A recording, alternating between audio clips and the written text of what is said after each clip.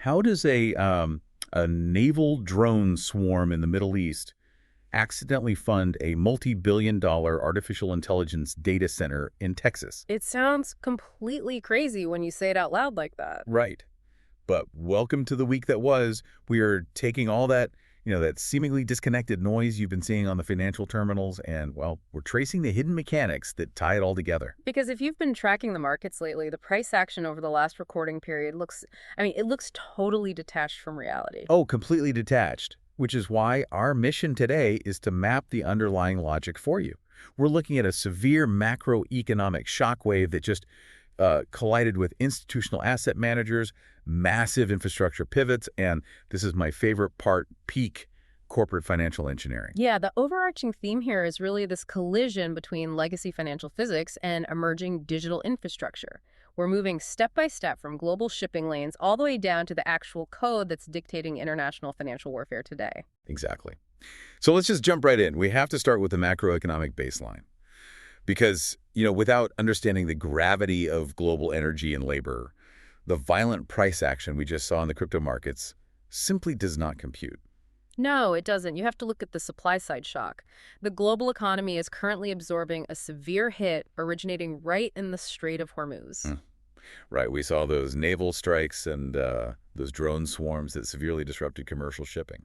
And the critical metric you have to remember here is that roughly 20% of the global crude oil supply passes through that specific bottleneck. 20%, that's massive. Huge.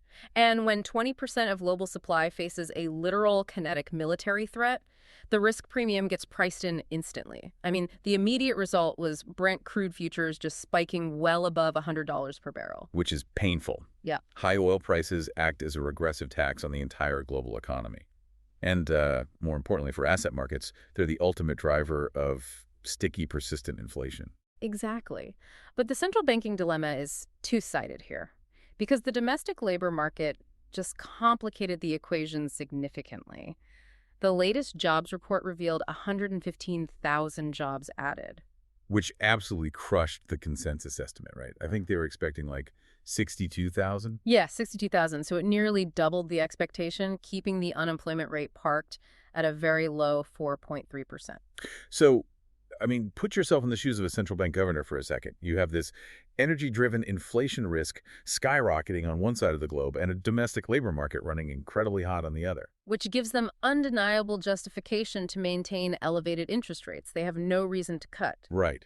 And in a high interest rate environment, capital is expensive, liquidity drains from the system, and theoretically, risk assets should face severe downward pressure. That's the textbook expectation, yeah. Yet against that exact backdrop, high rates, global instability, the price of Bitcoin broke through the $80,000 resistance boundary. It peaked at, what, $82,833 on Bitstamp? Yeah, something extreme like that. But to understand that massive divergence, you really have to look past organic investment flows. You have to examine the internal mechanics of the exchange engines themselves. Because it wasn't real spot buying. No, not at all. This upward explosion was heavily driven by a massive algorithmic short squeeze. I like to think of a short squeeze like a giant, heavily compressed spring. You had all these traders aggressively betting against the asset, placing short contracts, essentially just pushing down on that spring. Right, and their liquidation levels were clustered right above that $80,000 psychological barrier. They were assuming the macroeconomic gravity we just talked about would hold the price down. But when the spot price managed to tick just a fraction above that boundary, the spring snapped. It snapped hard. But the mechanism driving the snap is what's really fascinating here. Yeah, computer algorithms that hunt for unmapped liquidity pools completely took over. These are, pockets of buying or selling pressure that aren't visible on the public order book until a specific price threshold is crossed. So when a short seller's position goes underwater, the exchange's risk engine just steps in ruthlessly. Oh, it has to. To close out a short position, the exchange forces the trader to automatically buy the underlying asset at whatever the current market price is. Which creates this totally violent automated feedback loop. The forced buying pushes the price higher. Which triggers the next cluster of liquidations. Which forces even more automated buying. It just launches the price artificially high, completely divorced from fundamental value. But a short squeeze is purely structural, right? Once the exchange engines cleared out all those forced buyers, the buying volume just evaporated. Oof. gone. And the market suffered a violent structural rejection, plummeting right back down to the $79,000 range. Wiping out hundreds of millions of dollars in liquidations across the network in the process. Gravity, the actual macroeconomic environment of expensive capital, it ultimately reasserted itself. Okay, so gravity pulled the price back down. But I want to examine who was actually pulling their money out during that drop, because institutional behavior surrounding that volatility reveals a really fascinating shift in the market structure. It does. Early in the reporting period, traditional finance was accumulating heavily. The Wall Street machine was operating at full capacity. Right. Morgan Stanley launched a new trust, capturing $100 million entirely from self-directed retail clients. And they did this by leveraging their massive internal army of, 16,000 financial advisors? Yeah, the scale is incredible. Total lifetime exchange-traded fund inflows were nearing the $60 billion mark. But then the environment shifted violently when the geopolitical reality set in. There was that proposed 14-point Middle East peace framework. That completely stalled. Yeah, collapsed back into naval conflict. And the moment those negotiations failed, the institutional accumulation violently reversed. Fiduciaries just hit the panic button. Massive net outflows. I mean, Fidelity and BlackRock saw staggering redemptions. BlackRock alone lost nearly $100 million in a single reporting window. We're seeing traditional allocators treat this asset exactly like a high beta tech stock. Wait, let's define that term for a second because it's crucial here. A high beta asset is one that moves with greater volatility than the broader market, right? Exactly. When the S&P 500 goes up, high beta assets soar. But when the S&P drops, they crash much harder. Traditional wealth managers clearly view Bitcoin through this exact lens now. So when global instability and inflation risks rise, these allocators just retreat to the safety of cash or treasury yields. Right.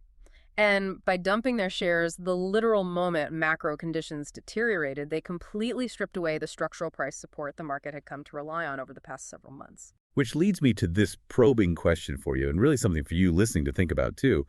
Doesn't the massive success of these Wall Street ETFs actually undermine the original purpose of the asset? That is the defining paradox of this cycle. Right. I mean, by tying it so deeply to the plumbing of traditional finance, hasn't the market just become hyper-correlated to the exact macroeconomic panics it was supposed to hedge against? Yeah, the asset itself hasn't changed its monetary policy at all, but the profile of the marginal buyer and seller has completely shifted. We went from ideological holders to, risk parity portfolio managers. So price discovery is now largely dictated by the systems the architecture was originally built to bypass. Precisely. When a traditional fiduciary faces a macro shock, they press the sell button on their ETF shares just like they would liquidate, say, an emerging market equity fund.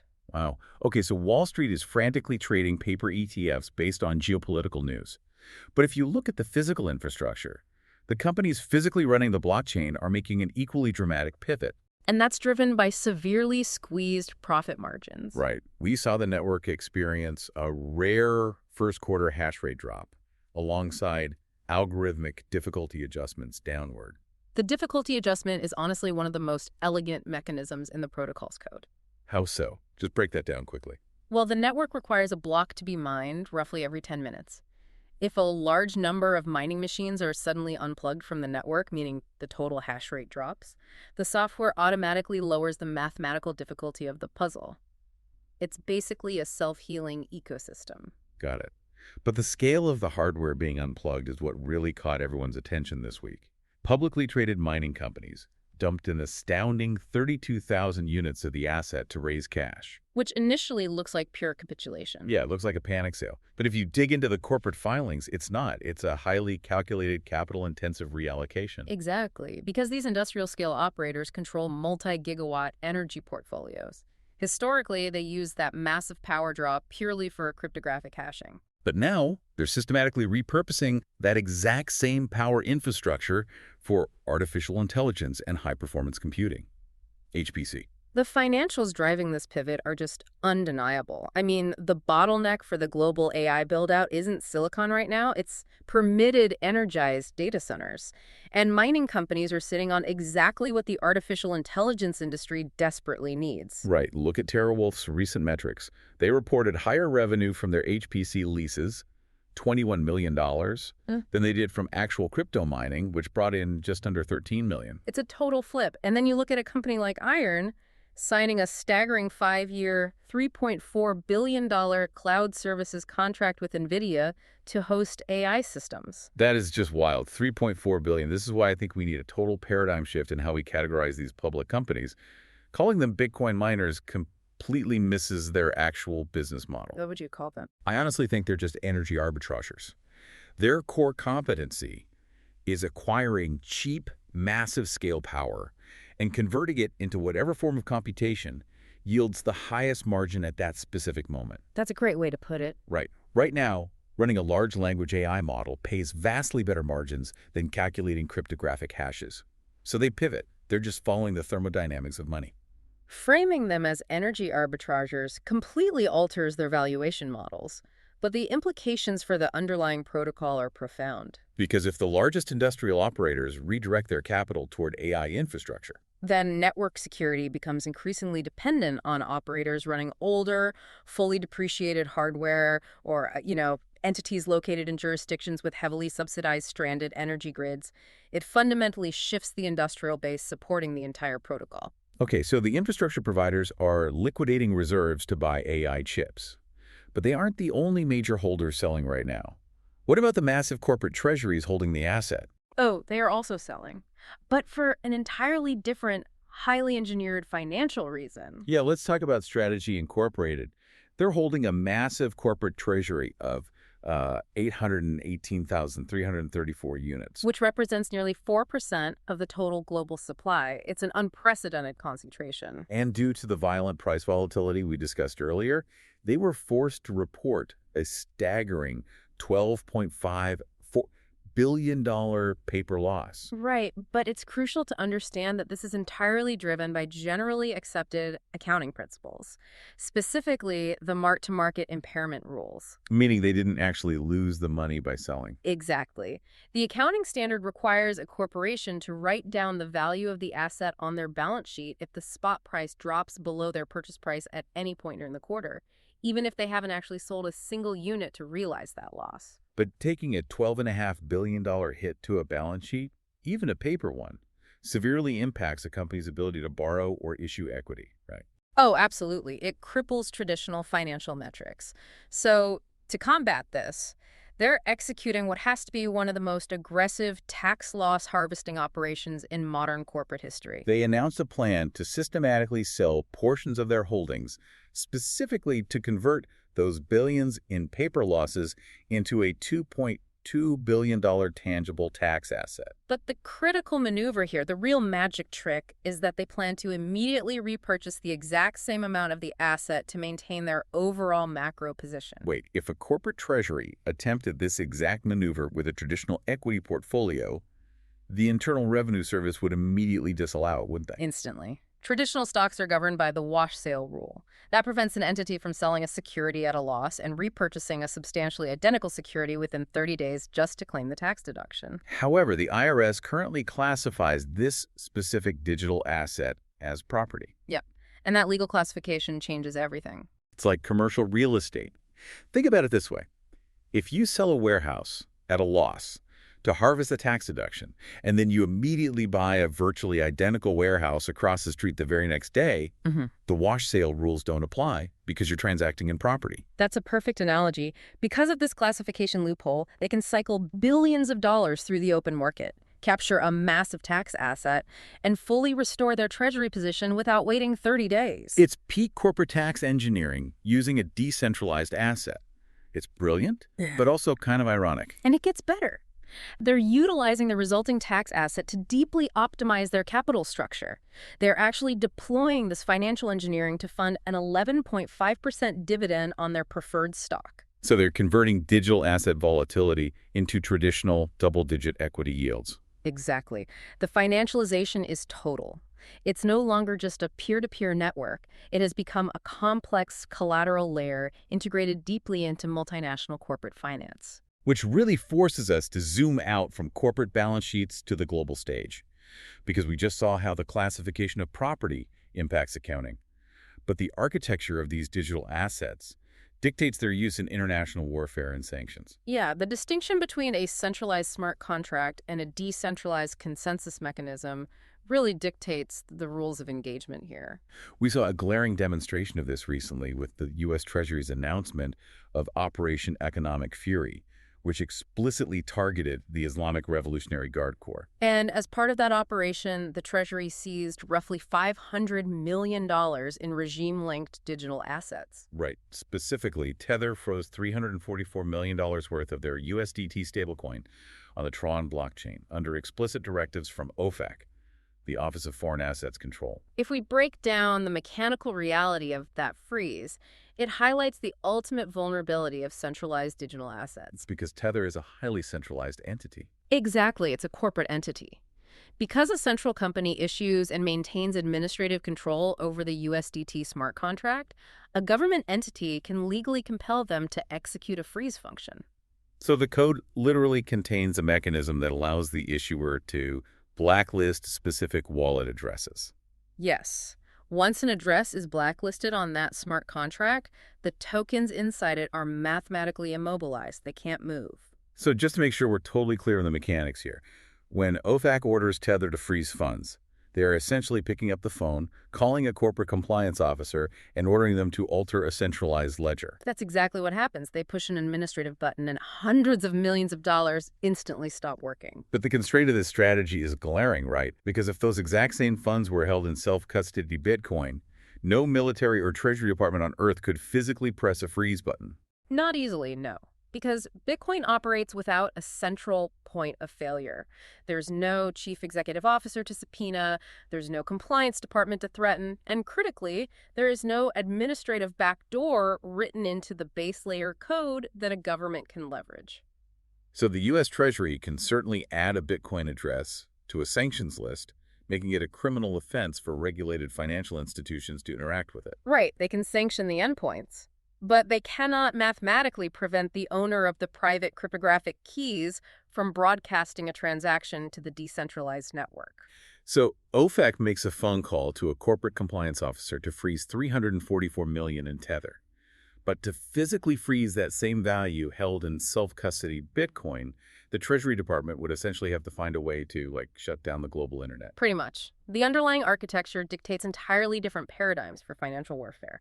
One network can be frozen with a legal document. The other simply ignores the document and processes the next block. State actors are rapidly adapting to this, though. They've proven highly effective at weaponizing these centralized, corporate-issued stablecoins to enforce sanctions. Absolutely. However, those base layer decentralized assets remain highly resistant to unilateral state control, forcing governments to target the regulated on-ramps and off-ramps rather than the protocol itself. Wow. And that dynamic is really the perfect synthesis of everything we've tracked this reporting period. It really ties it all together. I mean, we started by unpacking how global shipping disruptions in the Middle East drove oil prices higher, giving central banks the cover to maintain high interest rates. We watched how that macroeconomic gravity ultimately crushed a massive algorithmic short squeeze. Yep, the coiled spring. Right. Then we analyzed Wall Street fiduciaries dumping their ETF shares the moment macro conditions deteriorated, treating the asset like a high-beta tech stock. We tracked the massive energy arbitrageurs, formerly known as miners, pivoting their multi-gigawatt infrastructures to host artificial intelligence models. And finally, we watched mega corporations and global superpowers utilize the legal classifications and software architectures of these assets for corporate tax engineering and international economic warfare. It really is a profound study in how macroeconomic forces and institutional structures ultimately capture, bend, and integrate emerging technologies into their existing frameworks. It is. And I want to leave you, the listener, with a final thought to mull over as we wrap up. The core asset, right, the base layer code of Bitcoin remains entirely decentralized. We just saw that confirmed with the absolute inability of global superpowers to freeze it the way they froze Tether. The mathematics hold up. They do. But look at literally everything else we discussed today. Look at the Wall Street exchange-traded funds controlling tens of billions of dollars. Look at the giant corporate treasuries absorbing 4% of the total global supply. Look at the massive centralized industrial AI data centers that are consuming the energy footprint of the mining network. It's a massive shift in gravity. The asset itself remains mathematically decentralized, but the entire infrastructure surrounding it, the institutions holding it, The facilities securing it and the platforms trading it is becoming highly centralized and deeply traditional. So what happens to the fundamental ethos of a completely permissionless system when the critical gateways to access it are controlled by the exact institutions it was originally built to bypass? Keep questioning the underlying mechanics behind the headlines, and we will see you next time on The Week That Was.